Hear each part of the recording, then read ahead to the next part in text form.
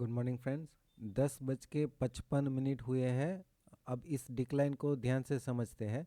सबसे पहले तो यहाँ से जो हमारा बाइंग था वहाँ से हम होल्ड कर रहे थे, और आज जैसे मॉर्निंग में मैंने पोस्ट किया कि अगर ये इरेगुलर करेक्शन है तो ये 38% आ रहा है। बस अब इसको ब्रेक कर दिया तो ये हमारा down side break even point था। इसके नीचे हमें ट्रेल स्टॉप लॉस हिट करवाना पड़ेगा, राइट। जो हमने यहाँ पे बाइंग किया था उसमें से एग्जिट करना पड़ेगा। अब यहाँ से भी बहुत ज़्यादा फॉल हो गया है, तो अब नेक्स्ट व्यू क्या हो सकता है वो डिस्कस कर लेते हैं। एक तो ये शार्प फॉल आया है, तो शार्प फॉल की पर्सनालिटी वाले दो ही वेव है, एक वेव 3 है और एक वेव सी है। दो में से एक हो सकता है, राइट। पहले हम 3 का डिस्कशन कर लेते हैं कि ये वेव 3 हो सकता है, क्योंकि इतना शार्प है तो वो 3 का नेचर है। तो अगर ये 3 है इसका मतलब यहाँ पे 2 होना चाहिए, तो ही ये 3 होगा, राइट। तो ये 2 है, मतलब कि ये वाला 2 हो सकता है। तो यहाँ पे 1 कंप्लीट हुआ होगा। तो ये 1 स्टार्ट कहाँ से हुआ है वो समझ लेते हैं। चार्ट को थोड़ा सा जूम आउट करते हैं, राइट।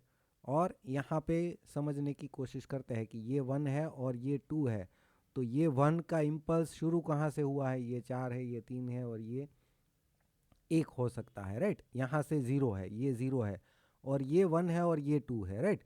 लेकिन हम आगे का काउंटिंग देखें तो यहाँ पे 4 काउंट किया है, तो इसका मतलब ये तो 5th है, ये 5th है, ये 4 है। तो इसका मतलब कि इम्पल्स शुरू यहाँ से, ये 0 नहीं है, तो हमें और पीछे जाना पड़ेगा, राइट। और पीछे में जाता हूँ तो एक्चुअल में इम्पल्स शुरू हुआ है यहाँ से, ये 1, ये 2, ये 3, ये 4 और ये 5।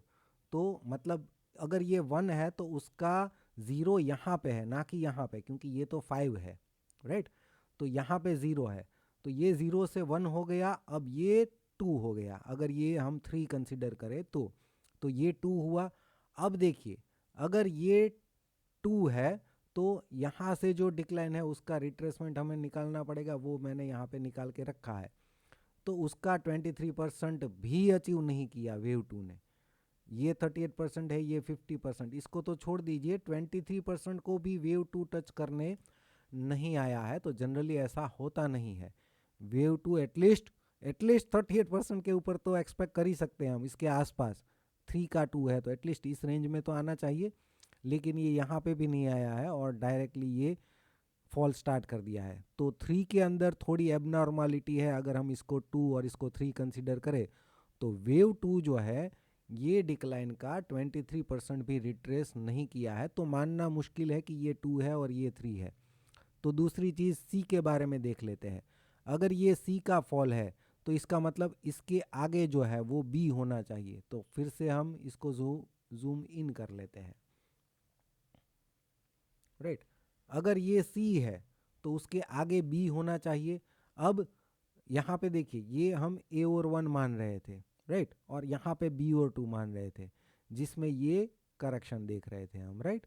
तो अब ये हो सकता है कि ये करेक्शन अभी भी चल रहा है, यहाँ से यहाँ तक एक वेव, राइट, फिर यहाँ से यहाँ तक दूसरा, और ये शार्प फॉल सी, राइट। ये सी जो है वो यहाँ से अभी भी बी और 2 जो है शायद अभी कंप्लीट होगा, बी और 2, और फिर यहाँ से सी और 3 स्टार्ट हो सकता है। अब वो कब कैंसिल होगा? जब ये लो ब्रेक कर देगा।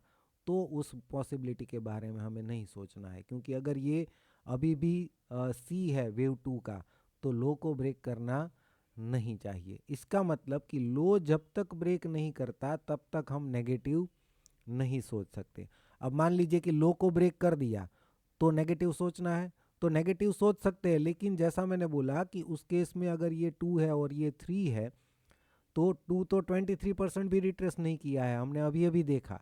तो इसका मतलब कि ये भले शार्प है लेकिन 3 होने के चांसेस कम है, क्योंकि ये रिट्रेसमेंट 2 का 23% भी आया नहीं है। तो इसका मतलब ये हुआ कि ये जो डिक्लाइन है, ये डिक्लाइन हो सकता है कि यहाँ पे पूरा ना हुआ हो। ये 5 जो है वो अभी भी थोड़ा पेंडिंग है, और लो के नीचे जस्ट कंप्लीट करके वहाँ पे 5 कंप्लीट करें, ऐसा भी हो सकता है, राइट। तो उस पॉसिबिलिटी को हम देखेंगे। इसका मतलब ये हुआ कि यहाँ से अगर ये गिरता भी है तो भी हमें सेलिंग के बारे में अभी नहीं सोचना है, क्योंकि आगे के काउंटिंग में उतनी गलती मैं नहीं निकाल पा रहा हूँ।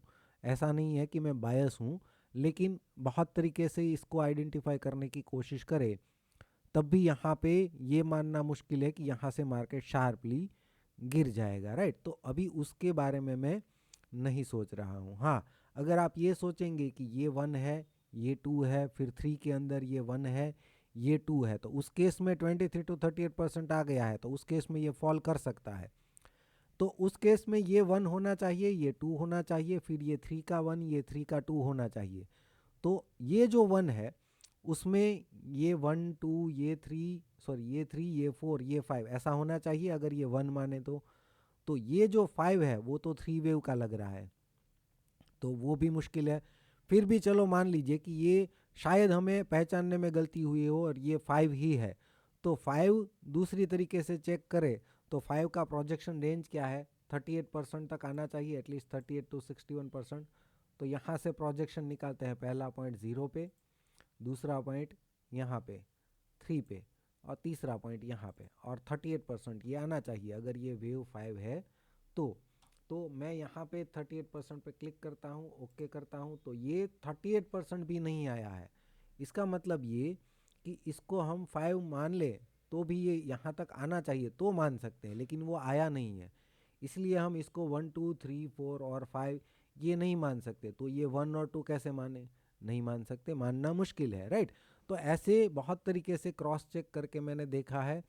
आगे और जाएंगे, मान लीजिए कि ये 38% नहीं आया है, वो भी मान लेते हैं, और यहाँ से ये 1 है, ये 2 है, फिर 1 है, ये 2 है, इसका मतलब कि यहाँ से एक बड़ा 3 शुरू हुआ है।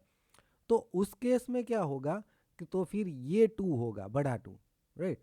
तो ये बड़ा 2 है तो यहाँ पे बड़ा 1 होना चाहिए, तो ये तो इम्पल्स लग रहा है, राइट। तो वेव 2 इम्पल्स तो होना नहीं चाहिए। तो हम सोच रहे थे वैसा कि ये ए ये बी, तो यहाँ पे 1 होना चाहिए, और ये ए बी और सी यहाँ पे 2 होना चाहिए, राइट। तो उस केस में ऐसा हो सकता है। तो अगर वो केस देखते हैं तो वीकली चार्ट में चले जाते हैं। वीकली चार्ट में अगर हम देखेंगे कि यहाँ पे अगर ये 1 है, ये इरेगुलर 2 है, फिर इसके अंदर 1 2 1 2 ऐसा बना रहा है, तो फिर तो यहाँ से मार्केट बहुत फॉल कर सकता है। लेकिन अगर हम वीकली चार्ट में देखें तो यहाँ से 1 2 ये 3, तो 4 का रिट्रेसमेंट 38% आ रहा है, उसको तो ये ब्रेक कर देगा, तो मतलब ये तो 3 वेव में ही कंप्लीट हो जाएगा, तो ये डाउट है। इसका मतलब कि अगर यहाँ से गिरता भी है तो हम इस लेवल को ध्यान में रखेंगे, 22,667 को जब तक ब्रेक नहीं करता तब तक हम ये नहीं मान सकते कि मार्केट बहुत बड़ा डिक्लाइन दे सकता है। तो अभी के लिए कंक्लूजन ये है कि हमारे माइंड में ये एक ही लेवल है, इसके नीचे जब तक नहीं जाता तब तक सेलिंग के बारे में अभी भी नहीं सोचना है।